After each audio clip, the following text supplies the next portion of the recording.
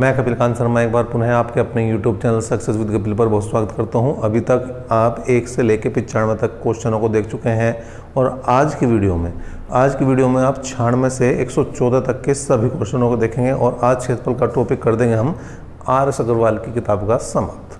तो क्षेत्रफल का चैप्टर समाप्त होगा, लेकिन आप वीडियो को लाइक और शेयर ज़्यादा से ज़्यादा करें, हमारी मेहनत को थोड़ा तो मोटिवेट करें। ठीक है जी, चलिए देखते हैं आज क्वेश्चन नंबर 96 क्या कह रहा है। सबसे पहले क्वेश्चन नंबर 96 की बात करते हैं।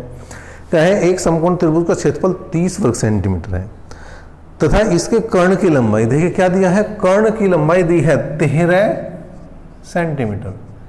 कर्ण की लंबाई अगर 13 सेंटीमीटर है तो एक छोटी सी बात हम पहले ही लिखवा चुके हैं, ट्रिपलेंट आपको लिखवा दी गए हैं और वहाँ से आप समझ सकते हैं अगर 13 सेंटीमीटर सबसे बड़ी भुजा है, कर्ण सबसे बड़ी भुजा होती है, इसका मतलब बाकी दो भुजाएं 12 सेंटीमीटर और 5 सेंटीमीटर रही होगी। तो 12 और 5 सेंटीमीटर रही होगी और सबसे छोटी भुजा चाहिए तो मतलब 5 सेंटीमीटर आ जाएगा आंसर, सीधा सा आ जाएगा, कुछ नहीं करना, एक लाइन में आपका काम बन गया। लेकिन अगर आपको पूरा क्वेश्चन करना है तो देखिए ये है आपका समकोण त्रिभुज, ये है कर्ण, ये है लंब और ये है आधार। और कर्ण मतलब इसका समकोण त्रिभुज का क्षेत्रफल जो है वो दे रखा 30 वर्ग सेंटीमीटर। कितना दिया है, 30 वर्ग सेंटीमीटर। और समकोण त्रिभुज का क्षेत्रफल होता है 1/2 लंब इंटू आधार। इसका मतलब HB बराबर हो जाएगा भैया 60, समीकरण नंबर 1। लेकिन अगर समकोण त्रिभुज से देखें तो h² + b² बराबर किसके आ जाएगा भाई, 13 के वर्ग के बराबर आ जाएगा। तो h² + b² बराबर कितना आ जाएगा, 169। अब इन दोनों समीकरणों को हल करें। ठीक है, यहाँ से h या b की वैल्यू निकालकर इसमें रखें, फिर द्विघात समीकरण बनी हुई है और उसे हल कर सकते हैं, या फिर एज्यूम कर लें वैल्यू। भाई इसकी वैल्यू हो जाएगी आपकी कितनी, 5, और इसकी अगर 12 मान लो तो 12 × 5 = 60 बिल्कुल सही है। और इसका मतलब 5 का वर्ग + 12 का वर्ग ही बराबर किसके होता है, 13 के वर्ग के 169 के। इसका मतलब दोनों समीकरण संतुष्ट है। तो यहाँ पर जो भुजा आई वो 5, 12 और 13 हैं किसकी, इस समकोण त्रिभुज की सबसे छोटी भुजा चाहिए तो वो कितनी आई, 5 सेंटीमीटर। मतलब इस तरह से भी आप कर सकते हैं। चलिए बढ़ते हैं आगे और देखते हैं क्वेश्चन नंबर 96 के बाद 97 क्या कह रहा है। क्वेश्चन नंबर 97 क्या है, किसी समद्विबाहु त्रिभुज की दो भुजाएं की लंबाई क्रम से 7 और 15 सेंटीमीटर है। समद्विबाहु त्रिभुज है, इसका मतलब उसकी दो भुजाएं बराबर हैं और उनमें जो एक भुजा है 7 और दूसरी भुजा है 15, जो बराबर है उनमें से कोई एक भुजा या तो 7 है या फिर 15 है। इस त्रिभुज का परिमाप क्या होगा। देखिए दो तरीके हो सकते हैं, या तो भुजाएं हो 7, 7 और 15, या फिर 7, 15 और 15 भी बन सकती है बात। ठीक है जी, अगर 7, 7 और 15 है इसका मतलब परिमाप बनेगा इन सब का योग। परिमाप क्या बनेगा, इन सब का योग। और अगर 7, 15, 15 है तो इन सब का योग बनेगा। तो 15 और 14 29 और 15 दूनी 23 और 7 37। या तो उत्तर बनेगा 29 या बनेगा 37। लेकिन समस्या ये है कि दोनों ही ऑप्शन में दिए गए हैं, 29 भी और 37 भी। 29 सेंटीमीटर भी ऑप्शन में है और 37 सेंटीमीटर भी ऑप्शन में है, तो निशान किस पर लगाया जाए। तो आपको एक बात ध्यान रखनी है, आपको एक छोटी सी बात ध्यान रखनी है, क्या कि दो छोटी भुजाओं का योग हमेशा तीसरी भुजा से बड़ा होना चाहिए, तभी एक त्रिभुज बन सकता है। क्या, दोबारा सुने, कि दो छोटी भुजाओं का योग हमेशा क्या होता है, तीसरी भुजा से बड़ा होता है। अगर ऐसा नहीं है तो वो त्रिभुज ही नहीं बन सकता और यहाँ पर ये कंडीशन अप्लाई नहीं हो रही। देखिए 7 और 7 14, दोनों का योग करने के बाद ये बन गया, इससे छोटा, इसका मतलब ये त्रिभुज ही नहीं बन सकता। इसका मतलब सही परिमाप क्या होगा, 37 होगा। इसके बाद क्वेश्चन नंबर 98 की बात कर लेते हैं भाई। क्या है, यदि 12 सेंटीमीटर आधार वाले त्रिभुज का क्षेत्रफल 12 सेंटीमीटर भुजा वाले एक वर्ग के क्षेत्रफल के बराबर है तो त्रिभुज के शीर्ष लंब की लंबाई क्या है। तो त्रिभुज का क्षेत्रफल बराबर होगा भैया किसके, वर्ग के क्षेत्रफल के। त्रिभुज का क्षेत्रफल हो गया 1/2 लंब इंटू आधार। निकलवा क्या रहा, शीर्ष लंब, मतलब लंब तो निकलवा रहा है। आधार कितना दिया है, 12 सेंटीमीटर, बिल्कुल सही है। वर्ग का क्षेत्रफल क्या होगा, भुजा का वर्ग, और भुजा है 12। इसका मतलब 1 12 से 1 12 गया तो लंब कितना आ गया, 12 दूनी 24 सेंटीमीटर इसका आंसर आ जाएगा किसका, क्वेश्चन नंबर 98 का। और बिल्कुल सेम लगभग इसी की तरह से क्वेश्चन नंबर 99 भी है, 99। क्वेश्चन नंबर 99 देखते हैं 99 क्या कह रहा है भाई। एक त्रिभुज का क्षेत्रफल उस वर्ग के क्षेत्रफल के बराबर है जिसकी प्रत्येक भुजा 60 सेंटीमीटर है और त्रिभुज की ऊंचाई 90 मीटर हो तो आधार की लंबाई पूछ रहा है। देखिए यहाँ पर भी क्या है, त्रिभुज का क्षेत्रफल बराबर है वर्ग के क्षेत्रफल के। त्रिभुज क्षेत्रफल 1/2, लंब कितना दिया है यहाँ पर 90 मीटर है, आधार निकालना है। और वर्ग की एक भुजा दी गई है यहाँ पर 60, तो 60 का मतलब 60 गुणा 60 कर दो, 60 का वर्ग 60 गुणा 60, 2 से काट दिया भैया, 45 बार कटा, 15 है तिया 45, 15 है चौका 60, 3 से काट दिया 20 बार और 20 चौक होता है 80 मीटर। क्या आ जाएगा, क्वेश्चन नंबर 99 का आंसर बन जाएगा 80 मीटर। तो इस तरह से ये दोनों 98 और 99 क्वेश्चन लगभग एक जैसे ही रहे हैं। देखते हैं क्वेश्चन नंबर 100 क्या कह रहा है। बढ़ रहे हैं भाई क्वेश्चन नंबर 100 की तरफ। क्या है क्वेश्चन नंबर 100, एक वर्ग तथा समबाहु त्रिभुज एक ही आधार पर बने हैं तो इनके क्षेत्रफलों का अनुपात क्या है। देखिए मतलब अगर ये तो है आपका वर्ग और इसी आधार पर बना दिया समबाहु त्रिभुज और इसकी भुजा है a, तो पहले क्या दिया है इसने, पहले दिया है त्रिभुज, पहले दिया है वर्ग का क्षेत्रफल अनुपात समबाहु त्रिभुज का क्षेत्रफल। वर्ग का क्षेत्रफल हो जाएगा भुजा स्क्वायर समबाहु त्रिभुज का √3/4 इंटू भुजा स्क्वायर, ये कैंसिल हुआ तो बना 4/√3 और छोटा सा क्वेश्चन हुआ आपका क्वेश्चन नंबर 100। इसके बाद बनी बात 101 की। 101 क्या है भाई, एक त्रिभुज के आधार की लंबाई 15 मीटर और ऊंचाई 12 मीटर है। इस एक दूसरे त्रिभुज का क्षेत्रफल इस त्रिभुज से दुगना है, तो इस त्रिभुज के आधार की लंबाई 20 मीटर है तो इस त्रिभुज का ऊंचाई बतानी है। देखिए बड़े त्रिभुज का क्षेत्रफल जो है वो 2 गुना है छोटे त्रिभुज का क्षेत्रफल। अब त्रिभुज का क्षेत्रफल क्या होता है, 1/2 लंब गुणा आधार। दिया क्या है, बड़े का यहाँ पर आधार दिया गया है 20 और लंब यहाँ पर हमें निकालना है। छोटे में क्या, दोनों चीज दी गई हैं और उसके आधार की लंबाई 15 है और जो लंब है वो है 12 मीटर ऊंचा। ठीक है भाई, तो 1/2 से 1/2 जाएगा, 5 तिया 15 हो जाएगा, 5 चौक 20 हो जाएगा, 4 तिया 12, 3 तिया 9 दूनी 18। इसका मतलब ऊंचाई कितनी आ जाएगी भैया, 18 मीटर। मीटर में होगा, मीटर आ जाएगी बिल्कुल 18 मीटर। मीटर में ही है तो ये मात्रा कुछ हिसाब से लगाना है आपको, मात्रा कुछ हिसाब से लगाना जिस हिसाब से क्वेश्चन में दिया गया है। अगर मीटर में है तो मीटर लगाओ भाई, सेंटीमीटर में है सेंटीमीटर लगाओ, इंच में दिया गया है तो इंच लगाओ, कोई दिक्कत नहीं आने वाली, कोई परेशानी आपको यहाँ पर नहीं होने वाली है। चलिए क्वेश्चन नंबर 101 हो चुका है, 102 की बात करते हैं। 102 क्या है, एक समांतर चतुर्भुज की एक भुजा 18 सेंटीमीटर है तथा इस भुजा की विपरीत भुजा से दूरी, मतलब दोनों भुजाओं के बीच की दूरी 8 मीटर है। समांतर चतुर्भुज का क्षेत्रफल क्या होगा। समांतर चतुर्भुज का क्षेत्रफल क्या है भाई, समांतर चतुर्भुज का क्षेत्रफल है, एक भुजा कितने दे रखी है यहाँ पर, एक भुजा दी है 18 मीटर और दोनों के बीच की दूरी दी कितनी गई है, दोनों के बीच की दूरी गई है 8 मीटर। तो 18 की और 8 की गुणा करनी है और 18 8 हो जाएगा 144 वर्ग मीटर। इसका क्या आ जाएगा भैया, 102 क्वेश्चन का आंसर आ जाएगा। और समांतर चतुर्भुज का क्षेत्रफल कितना आ गया, 144 वर्ग सेंटीमीटर है। सॉरी, फिर वही बात है, देखिए मीटर है तो मीटर में मात्रा रखे, सेंटीमीटर है तो सेंटीमीटर में रखे, उसमें कोई दिक्कत नहीं है। 103 एक समांतर चतुर्भुज की संगत भुजाएं, संगत का मतलब होता है जुड़ी हुई भुजाएं 30 और 14 मीटर हैं तथा इन भुजाओं के शीर्षों को मिलाने वाले कर्ण की लंबाई 40 मीटर है तो समांतर चतुर्भुज का जो क्षेत्रफल बताना है। देखिए इस तरह से कुछ कंडीशन दी गई है। ठीक है, यहाँ पर क्या है, समांतर चतुर्भुज की जो एक भुजा है वो 30 मीटर है, थोड़ा सा बड़ा करा जाए इसको क्योंकि ये 30 मीटर है और ये दी गई है 14 मीटर और ये जो है ये है भैया 40 मीटर। अब अगर ये 14 है तो ये भी 14 है और ये 30 है तो ये भी 30 है, क्योंकि समांतर चतुर्भुज है। इसका मतलब अगर मैं नामकरण कर दूँ तो ए बी सी और डी, तो ए बी सी डी का क्षेत्रफल क्या हो जाएगा?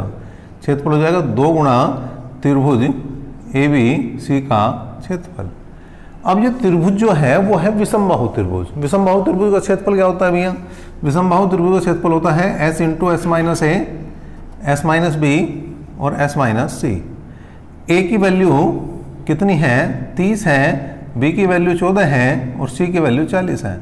इसका मतलब एस की वैल्यू क्या है? तीनों का जोड़ बटे 2, तीनों का जोड़ बटे 2, 40 और 30 70 और 10 80 और 4 84 बटे 2 मतलब 42 हो जाएगा।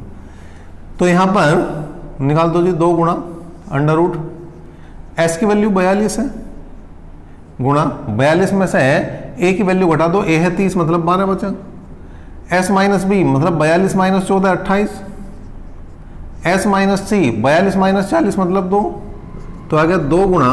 अब देखें यहाँ पर क्या क्या भार निकल सकता है, वो सारी चीज़ें बाहर निकाल देंगे हम। जो भी बाहर निकलेगा 2 तो बाहर आ ही जाएगा।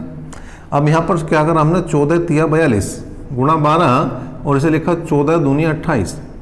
अब देखें 2 14 है तो 1 14 बाहर आ जाएगा, 12 तिया 36 में से 6 बाहर आ जाएगा, 2 2 है 1 2 बाहर निकाल लो, तो कुल मिलाकर 2 गुणा 14 गुणा 6 गुणा 2 तो आ जाएगा 2 6 12 दूनी 24 और 24 गुणा 14 में कर दो, 24 गुणा 14 कर देंगे तो 336 वर्ग सेंटीमीटर बनेगा इस समांतर चतुर्भुज का क्षेत्रफल। ठीक है भाई, कितना बन जाएगा? 336 वर्ग मीटर है, सॉरी मात्रक का थोड़ा सा उसी हिसाब से मैं बार बार इस बात को कह रहा हूँ कि मात्रक जो दिया गया है उसी हिसाब से लिखना है। सेंटीमीटर तो सेंटीमीटर, मीटर है तो मीटर, इसमें कोई आप टेंशन ना ले लो। अगर कहीं किसी कारण से मेरे से मीटर की जगह सेंटीमीटर लिखा गया है तो उसे छोटा बड़ा भाई मानकर आप माफ कर सकते हैं और अपने क्वेश्चनों को आगे बढ़ा सकते हैं। चलिए भाई देखते हैं आगे क्वेश्चन नंबर क्या है। 104 है, एक वर्ग तथा एक समांतर समचतुर्भुज। एक वर्ग है और एक समचतुर्भुज है, एक ही आधार पर बने हैं, इनके क्षेत्रफलों का अनुपात क्या होगा? तो हमेशा एक से बड़ा होगा, एक से बड़ा, एक से बड़ा। इसका डी ऑप्शन आप याद रखेंगे, इसमें कुछ ऐसा करने को नहीं है। वर्ग का जो है क्षेत्रफल हमेशा समचतुर्भुज से क्या होगा? बड़ा होगा, एक से बड़ा अनुपात बनेगा इनका, एक से बड़ा। ठीक है जी। इसके बाद मतलब इन दोनों में वर्ग और समचतुर्भुज में वर्ग का क्षेत्रफल बड़ा होता है अगर इनकी भुजाएं हैं बराबर। एक समचतुर्भुज का क्षेत्रफल 144 वर्ग सेंटीमीटर है, इसके एक विकर्ण की लंबाई 18 है, तो दूसरे विकर्ण की लंबाई बतानी है। समचतुर्भुज का क्षेत्रफल 144 है, लेकिन समचतुर्भुज का क्षेत्रफल होता है 1/2 d1 into d2, d1 into d2। अब एक विकर्ण की लंबाई 18 है, एक विकर्ण की लंबाई 18 है, दूसरे की निकालनी है, बराबर 144 है भाई, दोनों में 18 है और 9 से अगर काट देंगे तो d2 आ जाएगा 16। ठीक है, 16 है और फिर वही है सेंटीमीटर है, तो हम क्या रखेंगे भाई? सेंटीमीटर में ही रखेंगे इसकी बात को। इसके बाद आया क्वेश्चन नंबर 106। कौन सा क्वेश्चन आया भाई? 106। देखते हैं क्वेश्चन नंबर 106 क्या कह रहा है। एक समचतुर्भुज का एक विकर्ण की लंबाई दूसरे विकर्ण की लंबाई की 80% है। मतलब माना एक विकर्ण D है तो दूसरा विकर्ण D का 80% है, मतलब D गुणा 80/100, 20 चौक 80 और 20 पंजे 100, कुल मिलाकर 4D/5 बनेगा। तो समचतुर्भुज का क्षेत्रफल, समचतुर्भुज का क्षेत्रफल 1/2 d1 इंटू d2, कुल मिलाकर 2 दूनी 4, 2/5 d² बना। अब पूछ क्या रहा था यो? तो कह रहा था इस चतुर्भुज का क्षेत्रफल बड़े विकर्ण के वर्ग का कितने गुना है? बड़े विकर्ण का कितने गुना है वर्ग का? 2/5। तो उत्तर बना कितना भाई? 2/5। चलिए बढ़ते हैं 107 क्वेश्चन की तरफ। क्या है? एक समचतुर्भुज की एक भुजा 5 सेंटीमीटर है, दूसरा विकर्ण एक विकर्ण 8 सेंटीमीटर, क्षेत्रफल बताना है। अगर हमें एक विकर्ण दिया गया है, तो दूसरा विकर्ण निकाल लो भैया। देखिए भुजा है 5 सेंटीमीटर और ये विकर्ण है 8 और ये विकर्ण नहीं पता, तो इसका मतलब ये 4 4 हो जाएगा। ये विकर्ण नहीं पता, लेकिन ये पता है कि समचतुर्भुज के विकर्ण एक दूसरे को 90 डिग्री के कोण पर काटते हैं। तो ये बन गया क्या, एक समकोण त्रिभुज। समकोण त्रिभुज बना, इसका मतलब ये 4 है, ये 5 है, तो ये 3 होगा, क्योंकि यहाँ पर कर्ण हो गया 5, तो 5 का वर्ग बराबर होगा 4 का वर्ग प्लस इसे हमने x मान लिया, x का वर्ग, तो x कितना बन जाएगा, x स्क्वायर बराबर 5 5 25 माइनस 16 है, मतलब 9, तो x बन जाएगा 3। तो ये कितना आ गया 3, तो ये भी कितना हो गया 3। इसका मतलब d1 अगर 8 है तो d2 हो जाएगा आपका 6, और क्षेत्रफल चाहिए तो 1/2 d1 इंटू d2, 2 तिया 6, 8 तिया 24, और क्या है सेंटीमीटर, तो वर्ग सेंटीमीटर बनेगा इसका आंसर। ठीक है भाई, इस तरह से बना क्वेश्चन नंबर 108 की बात करते हैं। 108 क्या है, एक समचतुर्भुज का परिमाप 52 है। परिमाप 52 है, समचतुर्भुज का परिमाप 52 है और परिमाप होता है 4 गुणा भुजा। इसका मतलब भुजा कितनी बनेगी भाई, 13। भुजा कितनी बनेगी, 13। ठीक है जी, 52 मीटर, यो बना 13 मीटर। ठीक है, अब इसने कहा छोटा विकर्ण 10 है, तो बड़े विकर्ण की लंबाई क्या है। देखिए भाई, ये समचतुर्भुज है, ठीक है, ये विकर्ण इसने 10 दिया, मतलब ये 5 5 हो गया, ये 13 है, तो ये सिंपल सी बात है, जब ये समकोण त्रिभुज है और ट्रिपलेंट पड़े हुए हैं, और ये तो बिल्कुल इंपॉर्टेंट है कि 5 12 और 13 है, तो ये 12 होगा, ये भी 12 होगा। इसका मतलब बड़ा विकर्ण कितने का हो जाएगा भाई, 12 और 12 24 मीटर का हो जाएगा आपका बड़ा विकर्ण। 109 की तरफ बढ़ते हैं। एक समलंब चतुर्भुज की समांतर भुजाएं 1.5 और 2.5 मीटर लंबी हैं, इनके बीच की दूरी 6.5 मीटर है, क्षेत्रफल बताना है। क्या है ये है समलंब चतुर्भुज। समलंब चतुर्भुज का क्षेत्रफल क्या होता है, 1/2। क्या होता है, 1/2 दोनों भुजाओं का योग, मतलब समांतर भुजाओं का योग गुणा बीच की दूरी। और समांतर भुजाएं हैं 1.5 और 2.5 मीटर लंबी, बीच की दूरी है 6.5, कुल मिलाकर 1/2 गुणा 4 गुणा 6.5, तो 2 दूनी 4 और ये आ गया 13.5 दूनी 6.5 दूनी 13, तो 13 वर्ग मीटर बनेगा इस क्वेश्चन का आंसर। किसका, क्वेश्चन नंबर 109 का। नेक्स्ट देखते हैं भाई, और ये होगा आपका क्वेश्चन नंबर 109 हो चुका है जैसे, तो अब बात जाली है 110 क्वेश्चन पर। 110 क्या है भाई, एक घोड़ा 40 मीटर लंबे तथा 24 मीटर चौड़े, पहले हम देखते हैं 110 को। ये 111वां क्वेश्चन पढ़ दिया था भाई मैंने, 110वां क्वेश्चन है। एक समलंब चतुर्भुज की समांतर भुजाओं का अनुपात 3 और 5 के अनुपात में है, इनके बीच की दूरी 12 मीटर है, इस चतुर्भुज का क्षेत्रफल 384 मीटर है, तो समांतर भुजाओं में छोटी भुजाएं क्या है। देखिए, एक तो ऑप्शन से कर सकते हैं, जैसे आप देख रहे हैं ऑप्शन 16 सेंटीमीटर है, 24 सेंटीमीटर है, 32 और 40। छोटी भुजा मतलब 3 और 5 के अनुपात में अगर भुजा है तो छोटी भुजा 3 के गुणांक में रही होगी, और 3 से कटने वाली, 3 के गुणांक का मतलब 3 से कटने वाली केवल और केवल एक संख्या है 24, और इसी पर निशान लगा सकते हैं और वही उत्तर आ जाएगा। एक तरीका तो यही है, बिना कॉपी पेन लिए ही आप कर देंगे, लेकिन एक दूसरा तरीका क्या है कि समलंब चतुर्भुज का क्षेत्रफल, समलंब चतुर्भुज का क्षेत्रफल क्या होगा, 1/2 समांतर भुजाओं का योग। समांतर भुजाएं होगी 3x 5x और बीच की दूरी होगी तुम्हारी कितनी भैया, 12 सेंटीमीटर, और ये दे रखा 384। तो 1/2 का मतलब 2 से काट दो भैया, 6 बार कट गया, तो ये आ गया तुम्हारा 3 और 5 8x गुणा 6, 8 से काट दिया 8 चौक 32 आए 6, 8 बटू 64, 6 8 48। इसका मतलब x का मान आया 8, और छोटी भुजा चाहिए, छोटा अनुपात लेना पड़ेगा छोटी भुजा के लिए, और वो आ जाएगा आपका 3x या 3 गुणा 8 मतलब 24 सेंटीमीटर बनेगा इसका आंसर। क्या बनेगा, 24 सेंटीमीटर। Next question number 111। 111 भी बड़ा मुश्किल क्वेश्चन आपके लिए नहीं होगा। एक घोड़ा 40 मीटर लंबे और 24 मीटर चौड़े आयताकार घास के मैदान के एक कोने पर एक खूंटी से बना है और 14 मीटर लंबी रस्सी से बना हुआ है।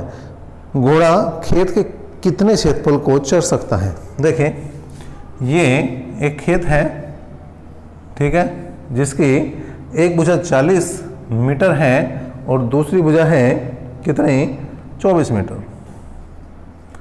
और यहाँ पर एक खूंटा गड़ा हुआ है एक कोने से और 14 मीटर लंबी रस्सी से जो है घोड़ा बंधा हुआ। तो 14 मीटर रस्सी को मैक्सिमम घुमा दो आप, यहाँ से यहाँ तक कितना है, 14 मीटर। ये ही इस क्षेत्र का क्षेत्रफल ही चाहिए, इसी का वो घास खा सकता है। तो क्षेत्रफल अगर निकालना, देखिए अगर मैं इसे पूरा घुमा दूँ तो ये वृत्त बन जाएगा, और अगर ऐसे मिलाऊँ तो ये चौथाई भाग है। इसका मतलब क्षेत्रफल अगर निकालना तो 1/4 पूरे वृत्त का 1/4 निकालना, और वृत्त का क्षेत्रफल होता है पाई आर स्क्वायर। 1/4 पाई का मान 22/7 है, लेकिन आर का मान यहाँ पर कितना, 14 है। तो 14 गुणा 14 कर दो भाई, 7 दूनी 14, 2 दूनी 4 और 2 सत्ते 14 और 22 सत्ते 154 वर्ग मीटर 154 वर्ग मीटर किसका, क्वेश्चन नंबर 111 का आंसर बन जाएगा। आगे देखते हैं भाई, ज़्यादा क्वेश्चन अब नहीं बचे हैं इस चैप्टर में, 3 क्वेश्चन बचे हैं यार। अब तो आप कम से कम कर सकते हो वीडियो को लाइक और शेयर। लगभग आपके एक एक क्वेश्चन को हमने यहाँ कराया है, एक एक क्वेश्चन को कराया है, लगातार कराया है, बिना रुके कराया है। एक समबाहु त्रिभुज के परिवृत्त की त्रिज्या r है। कोण A, कोण B, कोण C के अर्धक AD, BD, CD हैं और D पर मिलते हैं। AD को मिलाकर नीचे बढ़ाया गया है जो BC को E पर काटता है। AD बराबर BD के हैं, बराबर CD के और बराबर R के हैं। तो त्रिभुज ABC के क्षेत्रफल को कौन सा कथन सही होगा ये बताना है। देखिए भाई, पहले देखते हैं क्या है, पूरी घटना को समझते हैं, उसके बाद आगे बढ़ते हैं। देखिए यहाँ तक है भाई, ये है आपका A, ये है B, ये है C, ठीक है जी, ये है D आपका और ये है E। अब इसने कहा ये भी R है, ये भी R है और ये भी R है, ठीक है। अब हमें त्रिभुज का क्षेत्रफल चाहिए, तो त्रिभुज ABC का क्षेत्रफल क्या होगा भाई, 1/2 लंब गुणा आधार, लंब हो जाएगा AE, आधार हो जाएगा BC, बिल्कुल सही है। अब BC जो है आधार है, अगर मैं E के सापेक्ष देखूं तो E मध्य बिंदु है, इसका E मध्य बिंदु है। इसका मतलब अगर मैं गलत नहीं हूं तो BC को लिख सकता हूं 2B लिख सकता हूं, नहीं भाई बिल्कुल लिखा जा सकता है, 2 से 2 गया। अब यहां पर बचा AE और BE। AE का मान क्या है, AE का मान अगर मैं देखूं तो AD प्लस DE और BE की अगर वैल्यू की बात करूं तो देखिए ये समकोण त्रिभुज है, ये समकोण त्रिभुज है। तो BD के वर्ग में से अगर मैं DE का वर्ग घटा दूं तो बात बन जाएगी, मतलब BD का वर्ग माइनस DE का वर्ग हो जाएगा। अब AD कितना है, R प्लस DE बना भाई, बिल्कुल सही है। BD कितना है, वो भी R है, तो R² माइनस DE बना भैया। तो वर्गांतर लग जाएगा, बिल्कुल लगेगा वर्गांतर, लगा दो जी वर्गांतर। तो एक बार जोड़ दो इसे और एक बार दो घटा, ठीक है। एक बार जोड़ दिया हमने इसको और एक बार दिया हमने इसे घटा, लेकिन देखिए एक चीज़ गड़बड़ होगी, क्या इस पर अंडर रूट और होगा भैया, एक अंडर रूट और होगा इस पर, क्यों होगा वो बात समझ लो। यह समकोण त्रिभुज और समकोण त्रिभुज में हमें निकालना है B, तो क्या है देखिए, समकोण त्रिभुज में कर्ण का वर्ग मतलब BD का वर्ग बराबर होगा DE का वर्ग प्लस BE का वर्ग का, ठीक है जी। अब इसे तो इधर ले आए हम, इसे तो माइनस कर दिया, लेकिन इसका स्क्वायर नहीं हटाया क्योंकि यहाँ पर स्क्वायर नहीं है, BE है और हमने वैल्यू रख दी थी किसकी, BE² की। इसका मतलब क्या है, इसका मतलब मैं ये भी लिख सकता हूँ, रूट अगर हटा दूँ तो मैं क्या लिख सकता हूँ, इसकी पावर 1/2 और इसकी पावर भी 1/2। अब ये दोनों सेम है, ये एक पावर है, ये आधी पावर है, तो कितने हो जाएंगे भैया, 1.5 पावर हो जाएगी। 1.5 का मतलब 3/2 और इसमें कुछ चेंज नहीं करना, इसमें कुछ चेंज नहीं करना, और यही तो हमारे क्वेश्चन का क्या है भैया, आंसर है। एक छोटी सी मिस्टेक यहाँ पर हुई थी, वो मैंने आपको क्लियर कर दी। क्यों है वो? इस वजह से क्योंकि यहाँ पर बी की वैल्यू लिखनी है, जबकि हमने स्टार्टिंग में जो वैल्यू लिख दी थी वो बी ई स्क्वायर की लिखी गई थी। ठीक है, तो अब मैं समझता हूँ आपको कोई दिक्कत नहीं है। अगर कोई दिक्कत है तो आप कमेंट बॉक्स में कमेंट कर सकते हैं, वीडियो को दोबारा देख सकते हैं। ठीक है, और नेक्स्ट क्वेश्चन 113वां क्वेश्चन होगा भाई। 113वें क्वेश्चन की तरफ चल रहे, देखिए 113वें क्वेश्चन की तरफ चल रहे भैया। क्या है? एक समबाहु त्रिभुज की प्रत्येक भुजा 8 सेंटीमीटर लंबी है। ठीक है, इस त्रिभुज के परिवृत्त तथा अंतःवृत्त के बीच के क्षेत्रफल का अनुपात बताना है। समबाहु त्रिभुज है। ठीक है, पहले इसकी ऊंचाई निकालनी पड़ेगी, जबकि प्रत्येक भुजा 8 मीटर लंबी है। और अगर ऊंचाई की बात करूं तो h बराबर √3/2 इंटू भुजा होता है। इसका मतलब इसकी जो ऊंचाई है वो 4√3 है। अब अगर परिवृत्त की बात करूं तो ये है, और अंतर्वृत्त की बात करूं तो ये है, मतलब ये। ठीक है जी, और इनका जो अनुपात है 2:1 है। इसका मतलब अगर मैं परिवृत्त की बात करूं तो 4√3 गुणा 2/3 हो जाएगा भाई। कुल मिलाकर 8√3/3 हो जाएगा। और अगर अंतःवृत्त की बात करूं तो 4√3 गुणा 1:3, मतलब 4√3/3 हो जाएगा। अब हमें इन दोनों के क्षेत्रफलों का अंतर चाहिए, तो क्या होगा? Pi capital R square minus pi small r square. Pi तो बाहर ले लेंगे भाई। r का मान देखिए ये है 8√3/3 का होल स्क्वायर, और ये आया 4√3/3 का होल स्क्वायर। पाई का मान 22/7 है, कोई दिक्कत नहीं है। अब यहाँ पर देखिए क्या है, यहाँ पर देखिए क्या है, हम 3/9 कॉमन ले सकते हैं भाई। √3 का वर्ग 3 का वर्ग 9, यहाँ दोनों जगह तो कॉमन ले लिया, अंदर बचा 8/2 64 माइनस 4 चौक 16। ठीक है, 3 तिया 9 बचेगा भाई, तो 22/7 गुणा 3, और यहाँ पर आ जाएगा 48। 64 में 16 जाएंगे 48, और 3 से काट देंगे हम, ये 16 थी 48। अब 16 की गुणा करेंगे हम 22 में, 16 गुणा कर देंगे हम 22 में, तो 16 दूनी 32, और 16 दूनी 32, और 3 35/7, और 7 से भाग करेंगे 7 पंजे 35, कुल मिलाकर 50 सही 2/7 क्षेत्रफल बनेगा। इन दोनों के क्षेत्रफलों का अंतर बन जाएगा ये। लास्ट क्वेश्चन है भाई, धीरे धीरे बिल्कुल अंतिम क्वेश्चन पर पहुंचे हैं, अंतिम क्वेश्चन पर पहुंचे हैं, एक एक क्वेश्चन करते हुए पहुंचे हैं। लास्ट क्वेश्चन क्या है? किसी त्रिभुज के प्रत्येक शीर्ष बिंदु से उसके सम्मुख भुजाओं के मध्य समांतर एक रेखा खींची गई। इस प्रकार बने त्रिभुज की परिमिति का प्रारंभिक त्रिभुज की परिमिति से अनुपात बताना है। देखिए ये एक त्रिभुज है, इसके समांतर खींची ये भुजा, इसके समानांतर खींची ये भुजा, इसके समानांतर खींची ये भुजा। तो ये जो प्रारंभिक त्रिभुज है उससे हमें इस त्रिभुज का परिमाप का अनुपात बताना है। देखिए अगर ये भुजा 2 है तो ये निश्चित बात है ये 1 होगी, ये मध्य बिंदु पर जाकर ही मिलेगी ऐसे त्रिभुज की। अगर ये 2 है तो ये 1 ही होगी, ये भी निश्चित बात है। ये 2 है तो ये भी 1 ही होगी। इसका मतलब जो परिमाप बनेगा 2, 4 और 2, 6, और यहाँ पर 1, 2 और 3, इसका मतलब 2:1। तो ये ही भुजाओं का अनुपात है, यही परिमाप का अनुपात है। अगर अनुपात की बात कर रहे हैं तो दोनों चीज सेम है, चाहे भुजाओं की बात करें चाहे हम बात करें किसके परिमाप की, दोनों का अनुपात सेम होता है।